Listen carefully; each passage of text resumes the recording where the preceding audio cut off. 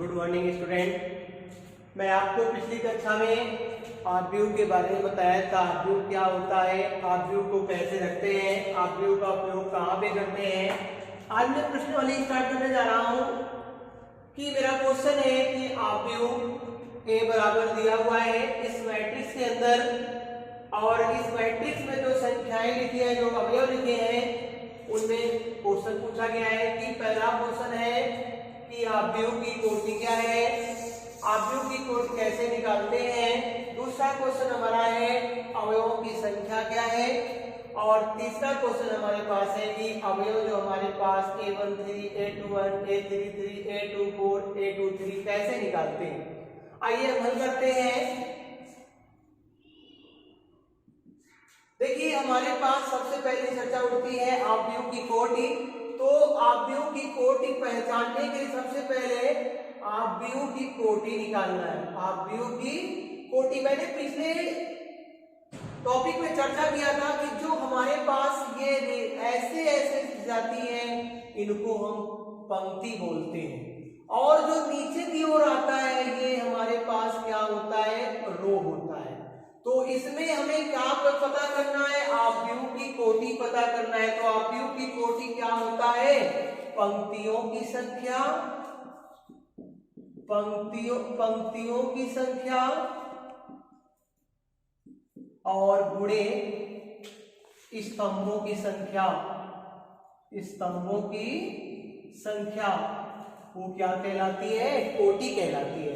तो हमारे पास 1 2 3 हमारे पास पंक्तियों की संख्या क्या है, 1 2 3। तो 3 पंक्तियां हैं, गुणे स्तंभों की संख्या कितनी है, 1 2 3 4। तो हमारे पास स्तंभ कितने बने हुए हैं, 1 2 3 और ये लास्ट वाला 4। तो 4 स्तंभ हमारे पास है। स्तंभों की संख्या कितनी है, 4। तो 3 गुणे 4, तो हमारे पास आव्यूह की कोटि क्या हो जाएगी, 3 गुणे 4 हो जाएगी। फिर दूसरा क्वेश्चन उठता है हमारे पास कि अवयवों की संख्या। अवयवों की संख्या क्या होती है। तो मैंने आपको टॉपिक में चर्चा करवाया था कि जो हमारे पास मैट्रिक्स के अंदर जो ये अंक लिखे होते हैं, उन अंकों को ही हम क्या कहते हैं, अवयवों की संख्या कहते हैं। तो हमारे पास इसमें अवयवों की संख्या, तो मैट्रिक्स जो ऊपर बनी हुई है, इसमें देखिए मैट्रिक्स में जो संख्या लिखी हुई है 2 5 19 -7 35 -2 5 बटे 2 12 √3 1 -5 और 17। इन्हीं टोटल संख्याओं को गिनकर यही क्या कहलाता है, अवयवों की संख्या कहलाता है।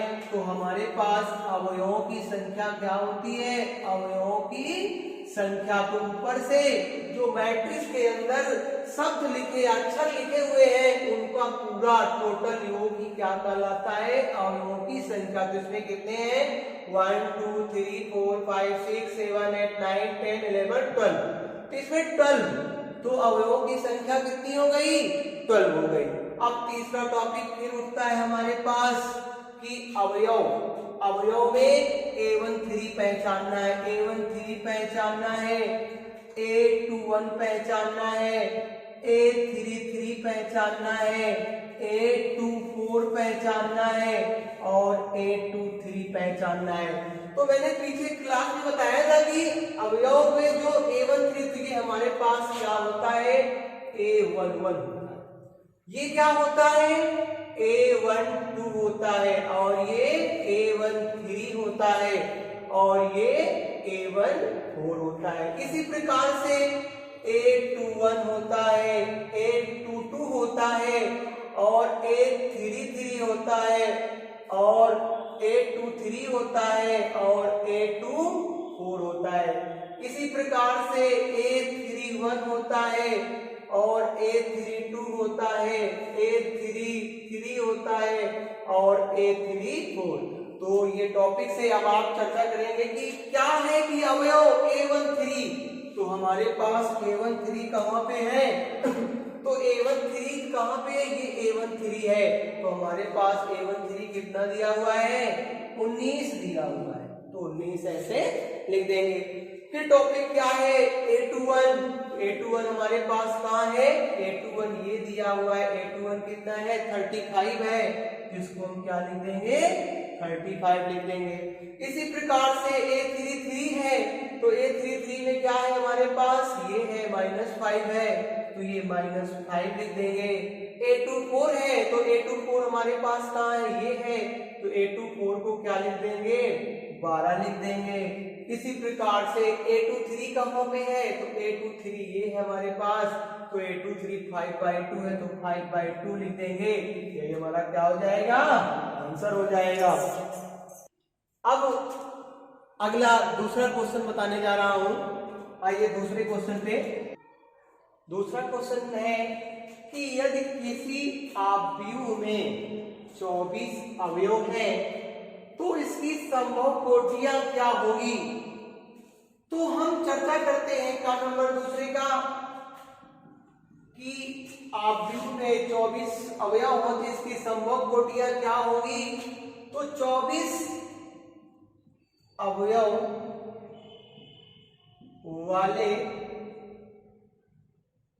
वाले समूह में कोटियां,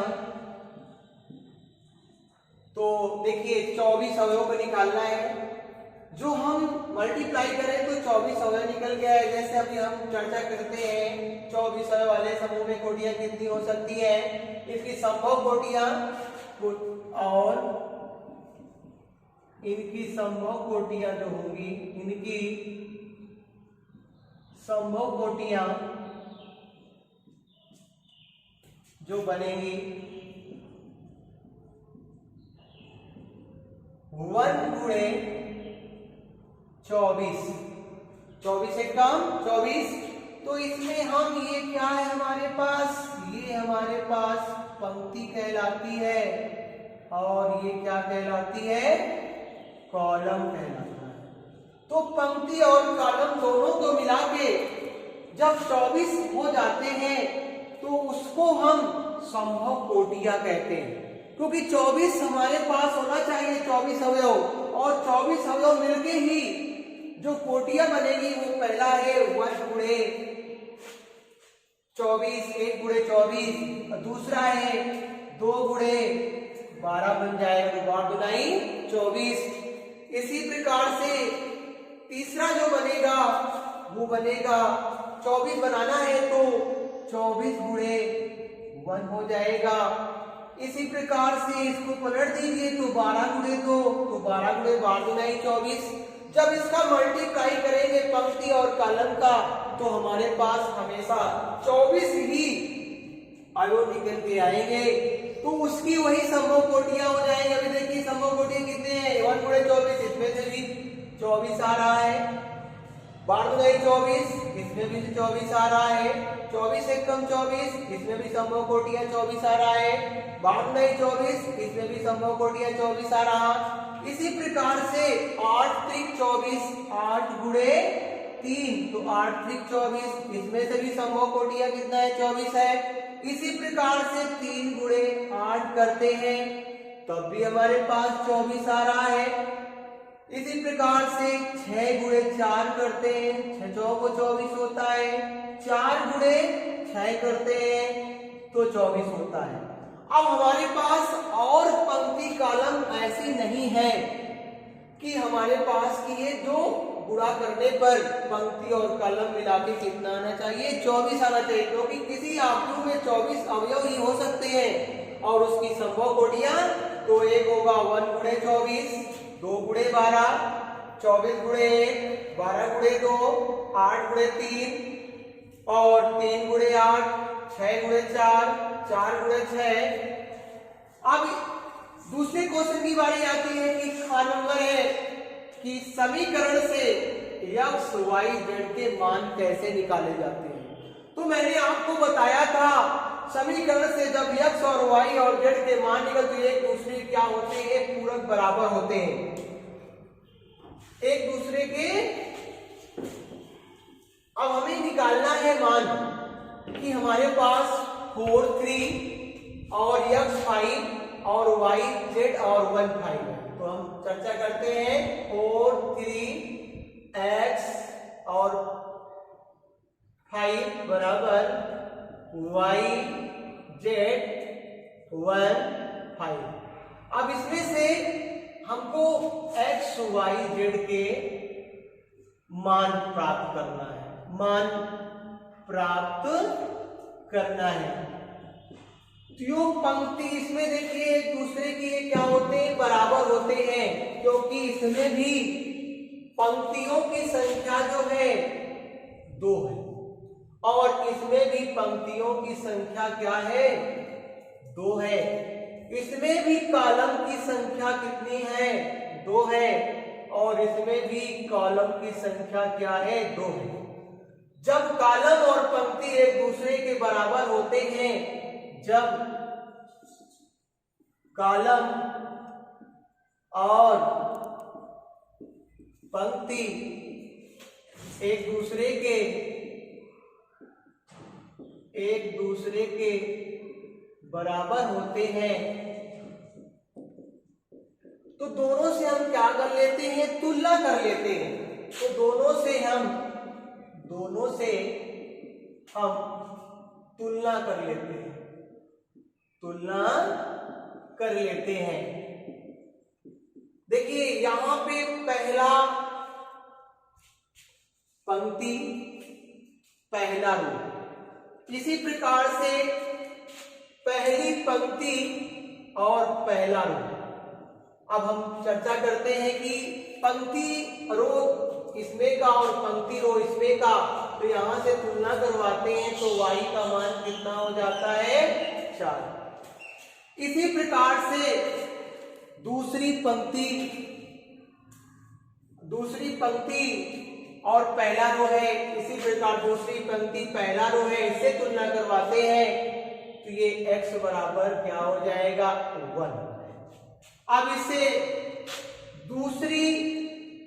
पहली पंक्ति और दूसरा कॉलम, पहली पंक्ति और दूसरा कॉलम की जब इससे तुलना करवाते हैं तो ये z बराबर क्या हो जाता है, 3 हो जाता है। तो हमको निकालना क्या था, एक्स वाई जेड। जब भी कोई कॉलम और पंक्ति बराबर होंगे, चाहे वो पंक्ति और कॉलम 3 का क्यों ना हो, पर उसमें आपको क्या करना है, तुलना करना होगा और तुलना करके हम एक्स और वाई जेड के मान निकाल लेते हैं। अब अगली क्लास अगले दिन इसकी आगे चर्चा करेंगे। Thank you.